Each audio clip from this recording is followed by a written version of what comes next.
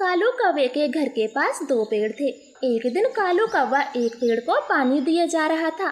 तब चिड़िया बोलती है, कालू भैया थोड़ा पानी इस सूखे पेड़ को भी दे दे, बेचारा कैसे सूखकर कांटा बन गया। आप कब से इसी में पानी डाले जा रहे हो। टोनी चिड़िया, मैं ऐसे खराब पेड़ को पानी नहीं देता। मेरा ये पेड़ देखो कैसे हरा भरा है, मैं तो इसी से प्यार करता हूँ। लेकिन कौवे भाई, ये पेड़ भी तो आपके पास ही है, इसको भी पानी देकर थोड़ा हरा भरा कर दो। अगर तुझे ज्यादा फिक्र है तो तू ही पानी दे इसे, तेरे क्या पंख टूट गए हैं।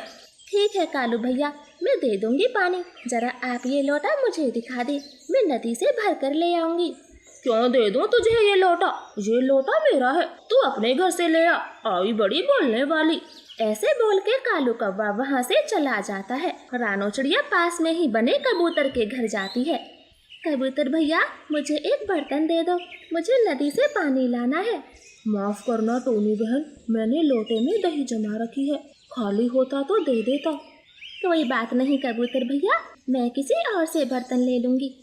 फिर टोनी चिड़िया अपने घर जाती है। उसकी बेटी गुड़िया मिट्टी के छोटे छोटे बर्तन बनाकर खेल रही थी। मम्मा ये देखो, मेरा मिट्टी का गिलास और कटोरी और चम्मच भी है ना सुंदर। हाँ गुड़िया बेटी, ये तो बहुत सुंदर है, मगर ये मिट्टी कहाँ से लाई हो तुम। मम्मा, बड़ी झील के पास ऐसी गीली मिट्टी और मुलायम मिट्टी पड़ी है, मैं तो वहीं से लाई हूँ, आपको क्या काम है। गुड़िया बेटी, मुझे वहाँ ले चलो, हमारे पास कोई भी ऐसा बर्तन नहीं है जिसमें मैं पानी ला सकूँ, तो मैं भी मिट्टी का एक मटका बना लूँगी। फिर गुड़िया अपनी माँ को झील किनारे ले जाती है। टोनी मिट्टी का एक मटका बनाती है और उसे धूप में रख देती।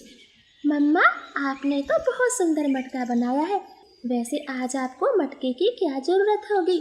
गुड़िया, एक पेड़ है, बेचारा सूख रहा है, उसी को पानी लगाना है, वरना वो हमेशा हमेशा के लिए मर जाएगा। देखो तो मटका सूख भी गया।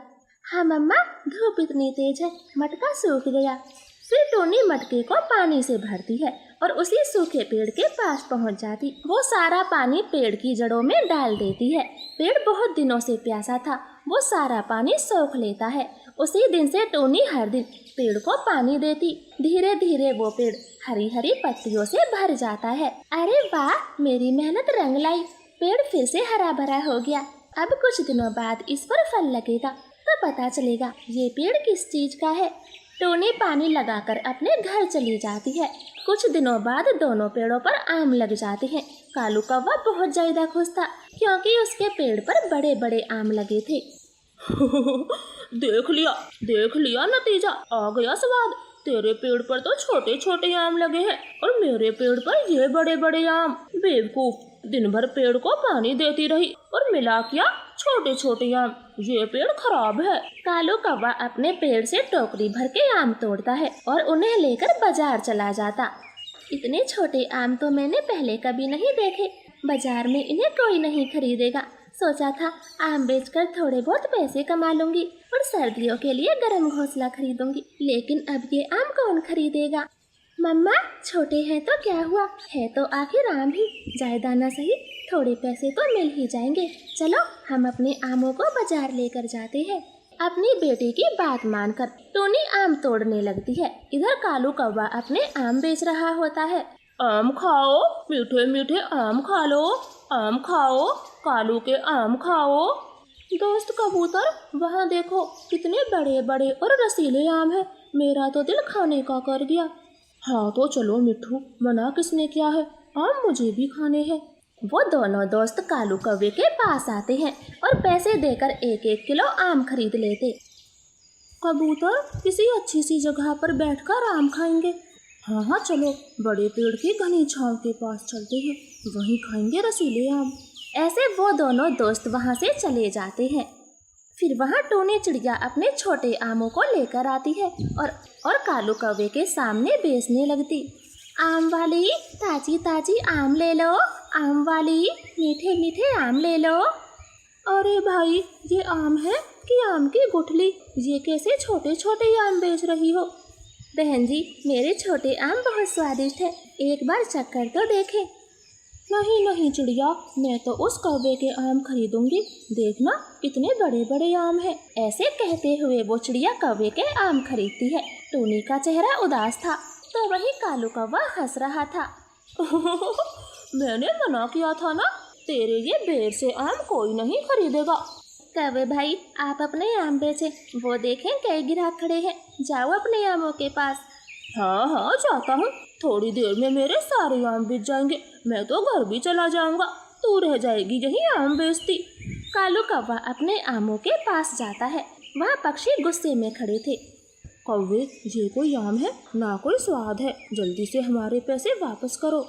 हाँ हाँ, हमारे पैसे वापस दो, आम खाने लायक ही नहीं है, कोई स्वाद ही नहीं है, इनका बस साइज बड़ा है। हाँ भाई, मेरे बच्चों ने भी ये आम नहीं खाए, मुझे भी अपने पैसे चाहिए। तुम सबका दिमाग खराब है जो यहाँ लड़ने आए हो, मैं पैसे नहीं दूंगा, जैसे भी आम है अब खा लो, और नहीं खाए जाते तो फेंक दो, मगर मैं पैसे नहीं दूंगा। कालू कौवे की इस बात पर उन तीनों को गुस्सा आ जाता है और वो सारे आम बिखेर देते हैं। मिट्ठू तो गुस्से में कालू कौवे को मार लगा देता है। तोता कबूतर, एक बार मेरे आम तो खरीद कर देखो, ये छोटी बेशक है लेकिन स्वाद है। फिर वो सब चिड़िया के पास जाते हैं। मिट्ठू तोता चिड़िया का आम खाता है। सही कहा, ये आम तो स्वादिष्ट है, बहुत मीठे हैं, मुझे 2 किलो दे दो। ऐसे वो सब पक्षी टोनी के छोटे आम खरीद कर ले जाते हैं। ये देखकर कौवा तो बहुत जलता है और घर जाकर अपनी पत्नी गोरी को सारी बात बता देता। कालू, वो दोनों ही पेड़ हमारे घर के नजदीक हैं, इसलिए अब से तुम छोटे आम बेचने जाओगे, छोटी चिड़िया को तो मैं देख लूंगी। लेकिन वो छोटी चिड़िया उस पेड़ को मुझे छूने भी नहीं देगी, जंगल के सब पक्षी जानते हैं चिड़िया ने ही उस पेड़ को बचाया है, अब टोनी ही उसकी हकदार है। फिर गौरी कवि कालू कौवे को अपना प्लान बताती है। दूसरे दिन जब टोनी चिड़िया आम तोड़ने जाती तो गौरी उसे रोकते हुए कहती है, टोनी बहन, मैंने घी डालकर खिचड़ी बनाई है, आज मेरी माँ आने वाली थी मगर वो अब तक नहीं आई, खिचड़ी खराब न हो जाए इसलिए तुम खा लो। लेकिन गौरी, मैं आपकी खिचड़ी कैसे खा सकती हूँ? अरे कोई बात नहीं, खा लो वरना खराब हो जाएगी, अब ज्यादा तो बन गई है, थोड़ी बहुत तुम खा लो, मैंने बहुत मेहनत से बनाई है, प्लीज मना ना करना क्योंकि मेरा फेंकने का मन नहीं है। गौरी, मैं घर जाकर खा लूंगी, अभी तो मुझे आम तोड़ने हैं, खिचड़ी में रख लेती हूँ। ठीक है, ले जाओ, याद से खा लेना और बताना स्वाद कैसा है। फिर टोनी चिड़िया वो खिचड़ी लेकर वहाँ से तेज उड़ती है। कालू, हो गया काम, अब जैसे ही ये टोनी जहर वाली खिचड़ी खाएगी तो मर जाएगी और फिर पेड़ भी हमारा और आम भी हमारे।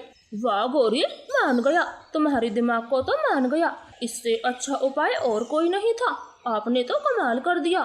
टोनी खिचड़ी को एक तरफ रखकर आम तोड़ने लगती है, तब वहाँ पर उड़ता हुआ जग्गू कौवा आता है।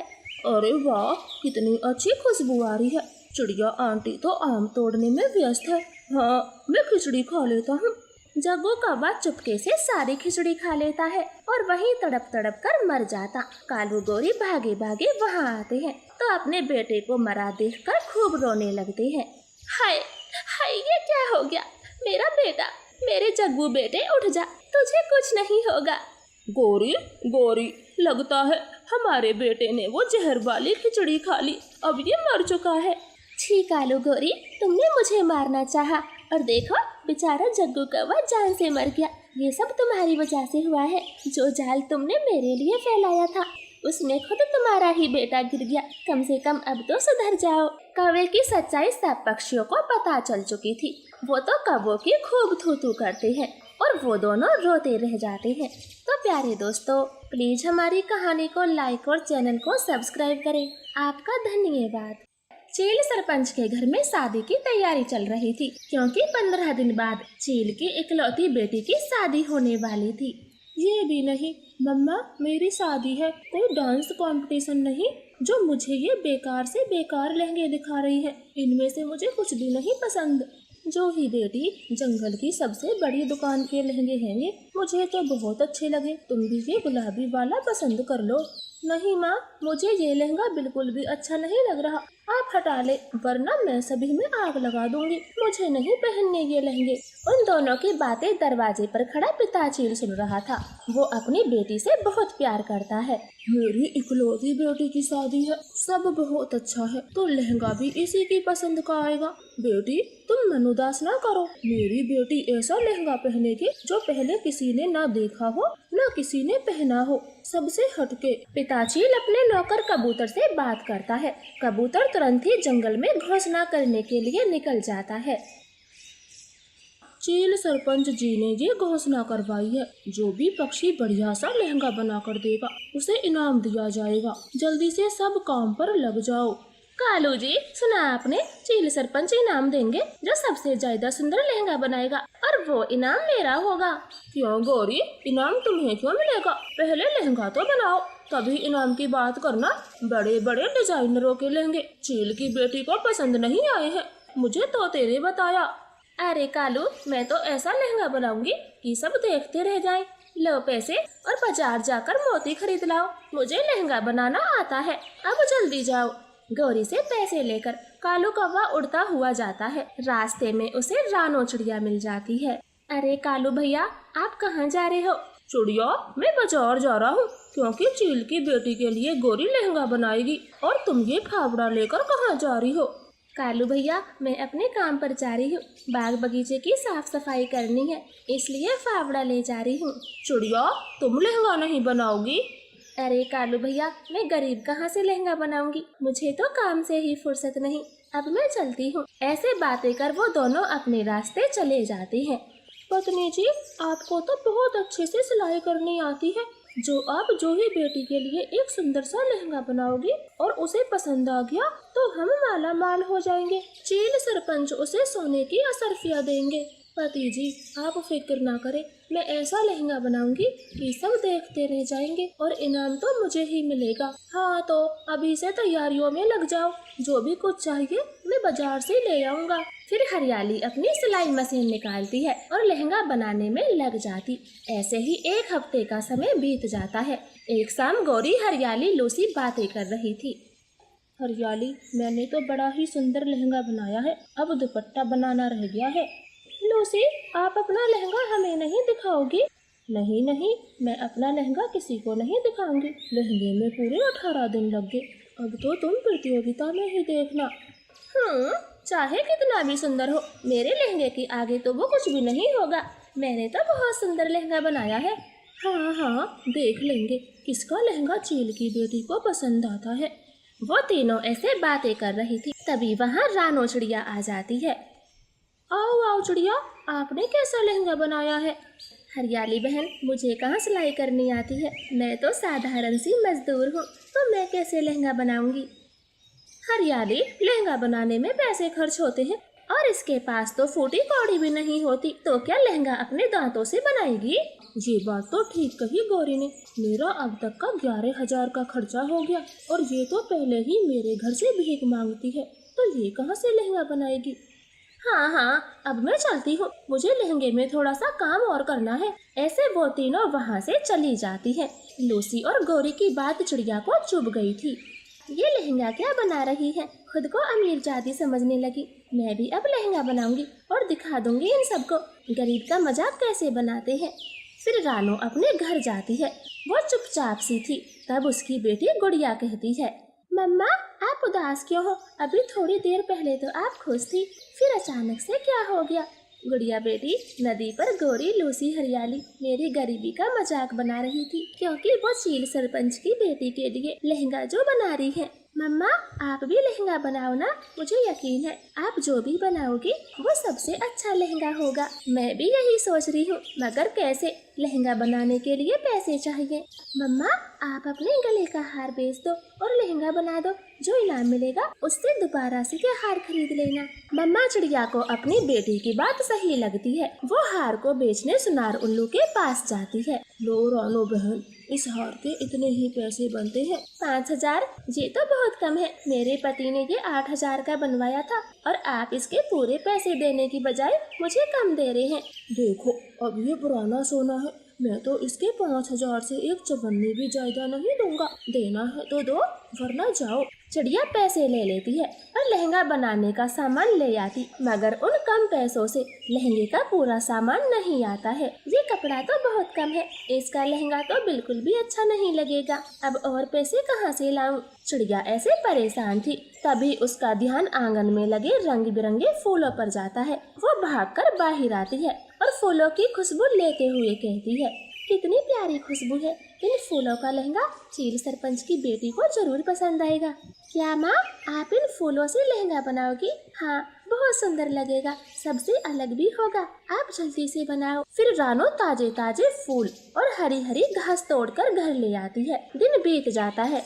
आज चील की बेटी की शादी थी। सब पक्षी अपने द्वारा बनाए हुए लहंगे लेकर एक एक करके चील की बेटी को दिखाते हैं। मैम साहब, ये लहंगा देखे, आप पर खूब जचेगा। मैंने बड़ी मेहनत से बनाया है। नहीं नहीं, ये पुराना डिजाइन है, मुझे ये लहंगा बिल्कुल भी पसंद नहीं। कबूतर और लूसी अपना लहंगा लेकर साइड हो जाती है। हाँ हाँ, आ गया पसंद तुम्हारा लहंगा, बहुत सुंदर है। अब देखना मेरा लहंगा कैसे सबको पसंद आता है। चलो कालू जी। कालू गौरी लहंगा दिखाते हैं।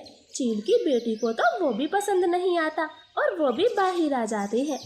क्या हुआ गौरी, आपका लहंगा किसी को पसंद नहीं आया? ऐसी बात नहीं है, मेरे लहंगे की सब तारीफ कर रहे थे, बस चील की बेटी को ही पसंद नहीं आया। अरे वो देखो, चिड़िया अपनी बेटी के साथ इसी तरफ आ रही है और साथ में लहंगा भी है। मुझे तो चिड़िया का लहंगा बहुत अच्छा लगा। अरे चिड़िया, तू यहाँ बेकार ही आई है और ये क्या घास फूस उठा लाई? ये लहंगा जानवरों को थोड़े ना पहनना है, चील सरपंच की बेटी को पहनना है। अब जाओ यहाँ से। मम्मा, आप आगे चले, किसी की बातों पर ध्यान न दे। फिर वो दोनों भी चील की बेटी को अपना घास और फूल का लहंगा दिखाती है। चील की बेटी तो लहंगा देखते ही खुश हो जाती। हाँ हाँ, सबसे अच्छा लगा मुझे ये लहंगा। पिताजी, मैं यही लहंगा पहनूंगी, मुझे कुछ ऐसा ही चाहिए था। चील की बेटी की ये बात सुनकर माँ बेटी तो खुशी से फूली नहीं समाती। तो दूसरी तरफ गुड़िया लूसी हरियाली जलने लगी थी। लो चिड़िया, अपना इनाम, इसमें पूरी 1000 सोने की असरफियाँ हैं। तुम्हारा धन्यवाद जो हमारी बेटी को खुश किया। चिड़िया खुशी खुशी चील सरपंच से पोटली लेती है। सब पक्षी दंग रह जाते हैं, मगर चिड़िया अपना इनाम लेकर खुशी के साथ अपने घर चली जाती है। तो प्यारे दोस्तों, प्लीज हमारी कहानी को लाइक और चैनल को सब्सक्राइब करना। आपका धन्यवाद। रानो चिड़िया का एक बेटा था। वो शहर में नौकरी किया करता। रानो की बहू अपनी सास पर बहुत अत्याचार करती थी। यह भूख के मारे मेरी जान निकली जा रही है और ये बूढ़ी कमबख्त अभी तक सो रही है। ऐसे कुक्कू की बहू बूढ़ी रानो चिड़िया को लाठी से मारती है। बचाओ बचाओ, सोनम बेटी, तुम मुझे क्यों मार रही हो? मैंने अब कौन सा काम बिगाड़ा है? बूढ़ी, दोपहर होने को है, खाना कौन बनाएगा? बहू, मेरे सर में दर्द है, बुखार आ रहा है, आज तुम ही खाना बना लो। मैं बुलबुल वैद्य से दवाई लेने जाती हूँ। भैंस जितनी मोटी है, घर से बाहर निकलना चाहती है ताकि मेरी चुगली कर सके। मैं सब समझती हूँ, अब चुपचाप से खाना बना, मैं बुखार की दवाई लाती हूँ। बेटी, बुलबुल मुझे चेक कर लेगी तो अच्छी दवा देगी। बढ़िया, एक बार का समझ नहीं आता, लगता है तेरे पंख तोड़ने होंगे। बूढ़ी सास रानो तो डर जाती है और चुपचाप खाना बनाने लगती और सोनम चिड़िया घर से बाहर चली जाती है। रानो चिड़िया धीरे धीरे खाना बनाती है। हे ऊपर वाले, ये किस जन्म का बदला ले रहा है? मैंने कभी सपने में भी नहीं सोचा था कि मेरी बहू मुझ पर इतने जुल्म करेगी। इस बुढ़िया का हर दिन का ड्रामा बन गया है। नीम के दाने ले जाती हूँ, पैसे बचेंगे, मरती तो है नहीं, बस खामेखा खर्चा करवाती है। ऐसे सोनम नीम की निंबोरी तोड़ती है। रास्ते में गौरी, कवि और कबूतर दोनों रानो के बारे में बात कर रहे थे। तब सोनम उनकी बातें छुपकर सुनती है। गौरी, क्या अब तुमने रानो को देखा है? वो कैसी है? मैंने तो उसे बहुत समय से नहीं देखा। कबूतर भाई, अब रानो के बारे में क्या ही बताऊं, बेचारे की नौकरों से भी बुरी हालत हो गई है। उसकी बहू एक नंबर की डायन है, उसे घर से बाहर निकलने भी नहीं देती। मैं रोज उसकी रोने की आवाज सुनती हूँ, पर क्या करूँ? आने दो कुक्कू बेटे को, हम सब मिलकर सोनम बहू की शिकायत करेंगे। बेचारी रानो चिड़िया कितनी भोली थी, उसे हम ऐसे नहीं देख सकते। अच्छा, तो ये काली कवि मेरे घर की बात सबको बता रही है। ऐसे तो मैं पूरे जंगल में बदनाम हो जाऊंगी। पहले इसी का मुंह बंद करना पड़ेगा। फिर सोनम बहू घर आती है। बहू, दवा कहाँ है? ये तो नीम की निबोरी है। बुढ़िया, अब तो इन्हें ही खा ले, जब भी ठीक रहेगी, ऐसा मुझे बुलबुल वैद ने कहा है। ठीक है, मैंने खाना बना दिया है, अब मैं ये निबोरी खा लेती हूँ। रानो चुपचाप ही नीम की निबोरी खा लेती है। वो बहुत कड़वी थी। फिर दूसरे दिन सोनम बहू गोरी कवि के घर जाती है। गोरी आंटी जी, मेरी माँ जी ने ये गाजर का हलवा बनाया था और बोल रही थी आपको दे दूं क्योंकि आपका फेवरेट है। हाँ, रानो जब भी गाजर का हलवा बनाती थी तब मुझे जरूर देती थी। ऐसे सोनम वहीं पास वाले पेड़ पर बैठ जाती है। गोरी कवि गाजर का हलवा बड़े शौक से खाती है तो थोड़ी ही देर में उसके पेट में जोरों का दर्द शुरू हो जाता है। हाय, मैं मर गई, मेरा पेट, जल्दी कोई वैद्य को बुलाओ, मैं दर्द से मर रही हूँ। उसका पति कालू कौवा भागकर तोते वैद्य को बुलाकर लाता है। तोता डॉक्टर उसे 6 इंजेक्शन लगाता है। तोते डॉक्टर, क्या हुआ मेरी पत्नी को? शुक्र मानो मैं सही समय पर आ गया। गोरी ने जहरीली दवा खा ली थी और गोरी की जान भी जा सकती थी और 3 दिनों तक अब ये शीशी पीनी है, तब जाकर पेट साफ होगा। ऐसे दवा देकर तोता डॉक्टर वहाँ से चला जाता है। कालू, कीड़े पड़े उस सोनम को, वही मुझे गाजर का हलवा देकर गई थी, खाते ही मेरा बुरा हाल हो गया। गोरी, वो सोनम बहुत खतरनाक है, उससे तुम दूर ही रहना। गोरी बुढ़िया, काली कलोटी कहीं की, अब बोलकर दिखा, मेरे बारे में कोको को सिखाने वाली थी। ऐसे सोनम बहू बहुत खुश होती है। तो दूसरी तरफ रानो सुबह शाम नीम की कड़वी निबोरी खा रही थी, मगर वो ठीक नहीं होती और दिन पे दिन कमजोर होती जा रही थी। एक शाम वो खाने का बर्तन ला रही थी, तभी अचानक से बर्तन छूट जाता है और जालम बहू लाठी लेकर आती है। हाय राम, सारी खीर नीचे गिरा दी, कितना बड़ा नुकसान कर दिया। तेरे पंखों से बड़े बर्तन गिरते हैं, आज तेरी खैर नहीं। सोनम बहू, मैंने जानबूझकर नहीं गिराया, मुझे चक्कर आ रहे हैं, मुझे किसी वैद्य के पास ले चलो, नीम खाने से कुछ नहीं हो रहा। तुझे वैद्य की नहीं, मेरी मार की जरूरत है, ले। ऐसे जालिम बहू रानो को लगातार मारती है और वो जमीन पर गिर जाती। रोने धोने की आवाज बाहर तक जा रही थी। सुना कालू, रानो रो रही है, उसकी अत्याचारी बहू उसे फिर से मार रही है, तुम जाकर बचाओ उसे।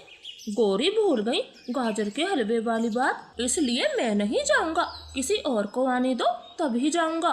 वो दोनों बड़े गौर से सुन रहे थे। तभी वहाँ कबूतर आता है और वो भागकर रानो चिड़िया को बचाने जाते। गोरी कालू खिड़की से देखते हैं। बस करो सोनम, अपनी बूढ़ी सास को और कितना मारोगी? इसकी हालत देखो, आंखों के नीचे काले घेरे, बेचारी बीमार है। कबूतर, मुझे बचा लो, वरना ये मुझे मार डालेगी, मुझे बचा लो। बूढ़े कबूतर, तू अपने काम से काम रख, हम सास बहू के बीच में न पड़। अब मेरे घर से निकल जा, मैं समझा देती हूँ तुझे। मैं ऐसे रानो को छोड़कर नहीं जाऊंगा, तुझे शर्म नहीं आती? बूढ़ी माँ पर इतना अत्याचार करती है। गंदे कबूतर, शर्म तो तुझे ही आनी चाहिए, ऐसे औरतों के घर पे जबरदस्ती घुसता है। ये बुढ़िया तेरी कौन लगती है? रुको, अभी पुलिस को बुलाती हूँ, मेरी बूढ़ी सास को छेड़ता है। अरे रे कालू जी, ये तो बहुत चालाक है, पुलिस को बुला रही है। चलो चलो यहाँ से, वरना तुम पर भी छोटा इल्जाम लगा देगी। गोरी और कालू अपने घर भाग जाते हैं। कबूतर भी डर गया था। अब दिन पे दिन रानो की हालत और भी खराब हो जाती है। वो अपने बेटे को याद करके रो रही थी। कुकू बेटा, एक बार घर आ जा, तुझे देख लूं, फिर सुकून से मर जाऊंगी। रानो रो रही थी। तभी उनके घर डाकिया आता है और कुक्कू की चिट्ठी देकर चला जाता। कुक्कू जी कल आ रहे हैं, ऐसे बीमार इस बुढ़िया को देखेंगे तो इसी की सेवा पानी में लग जाएंगे और सारे पैसे खर्च कर देंगे। मुझे कुछ करना होगा। बहू, क्या कुक्कू की चिट्ठी आई है? वो कब आ रहा है? बढ़िया, कुक्कू तो नहीं आ रहे, पर तुम्हें अपने पास बुलाया है, बताओ जाओगी? हाँ हाँ, मुझे मेरे बेटे के पास भेज दो, मुझे नहीं रहना यहाँ। ठीक है तो चल, आज ही तुझे बस में बिठा देती हूँ, तू जहाँ उतरेगी वहीं से कुक्कू तुझे ले जाएगा। फिर शाम होते ही सोनम बहू रानो को बस में बिठा देती है और घर आकर बहुत खुश होती। काफी देर बाद बस कंडक्टर कहता है, बूढ़ी माँ जी, सारे बस स्टॉप निकल गए, आपको कहाँ उतरना है? ड्राइवर भाई साहब, मेरा बेटा आएगा मुझे लेने, वो मुझे बस के अंदर से ही ले जाएगा, मेरी बहू ने बताया था। बस कंडक्टर रानो को रोड पर उतार के चला जाता है। बूढ़ी रानो पूरी रात रोड पर बिताती है। दूसरे दिन कुकू घर आता है। सोनम जी, माँ कहाँ है? कहीं दिखाई नहीं दे रही। कुकू जी, माँ जी अपनी सहेली के साथ यात्रा करने गई हैं, बहुत मजे में है, कोई घबराने वाली बात नहीं है, बस भर कर गई है यहाँ से। कुकू को सोनम की बात पर विश्वास हो जाता है। एक दिन वो कुछ सामान लेकर घर जा रहा था, तब रास्ते में उसे कबूतर मिल जाता है। कबूतर अंकल जी नमस्ते, आप नहीं गई यात्रा करने? अरे बेटा कुकू, कैसी यात्रा, और तेरी माँ अब कैसी है? उसकी अच्छे से सेवा कर, बढ़िया से डॉक्टर से इलाज करवा, वरना वो मर जाएगी, बेचारी की हालत बहुत खराब है। फिर कबूतर सारी बात कुकू को बता देता है। वो गुस्से में लाल पीला हो जाता और सोनम को तब तक मारता है जब तक वो सच ना बोल देती। पति जी, मुझे ना मारे, माँ को मैंने शहर भेज दिया है, अब मुझे नहीं पता वो कहाँ है। जब तक माँ नहीं मिल जाती तो भी घर से बाहर ही रहेगी।